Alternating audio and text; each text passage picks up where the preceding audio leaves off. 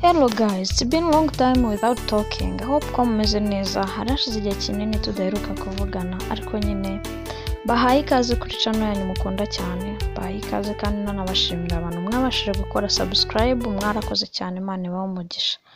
So, ngarutse gusubiza umuntu wambajije ubushize. Yaranyandikiye arambaza ngo ese mfite 50,000 niyihe business nakoramo ayo mafaranga nkabasha kuyabyaza umusaruro. Ayo mafaranga 50,000 mu by'ukuri ni menshi. Ayo mafaranga 50,000 yagenda akora ibintu bitandukanye. Ese nawe waba wibaza iki kibazo? Niba nawe ukibaza, nkorera kunzogera, nkorere subscribe, unasharinge, unalikinge, then dukomeze. Urakoze cyane kubikoze. Hanyuma niba bagirirwe gusiga comment yawe. 50,000 ushobora kuyakoresha ibintu bigiye bitandukanye. Ahangaho ushobora kuyafata ukajyana kuri bank bakasavinga mu gihe kirekire.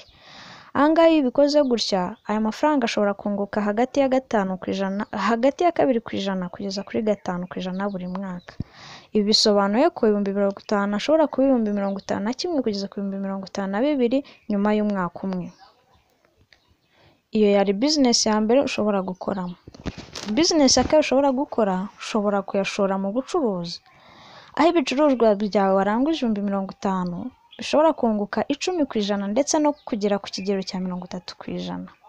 Bisobanuye ko ushobora kuranguza 50,000 nyuma yo gucuruza ibyo bintu waranguje 50,000 ushobora kubara neza ugasanga wungutseho amafaranga menshi. Ushobora gusanga ufite 65,000 kugeza ku 75,000. Bivuze ko ushobora kunguka 15,000 ndetse kugeza no ku 25,000.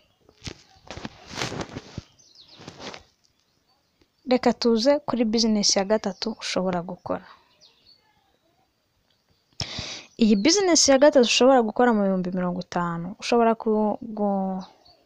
gufata 50,000 ukayashora mu bintu by'ubuhinzi n'ubworozi. Ushobora kugura ibimera cyangwa se imyaka yeze, ukagura nk'ibishyimbo, ibigori cyangwa se n'amatungo bitewe n'ikintu wahisemo. Ibi ngibi bishobora kunguka ku kigero cya 20 kugeza kuri 50% nyuma y'igihe runaka bitewe. Bisobanuye ko ushobora kugura imyaka y'50,000 cyangwa se amatungo y'50,000. Nyuma yo kugurisha ugasanga ufite amafaranga agera mu 70,000 ndetse no gushyika ku 100 nyuma y'amezi runaka. Indi business ya kane ushobora gukora mu 50,000 ushobora kuyashora mu bintu bya mobile money. Aho ushobora kugura ibicuruzwa cyangwa se ukagurisha amayinite, ukabitsa ukabikuza. Ibi bintu bishobora kunguka ku kigero cya 5% ndetse no kugera ku 10%. Ushobora kuranguza 50,000 nyuma y'igihe runaka wabara ugasanga ayo mafaranga 50,000 yabaye nk'ibihumbi52,500 ndetse no kugeza ku 55,000.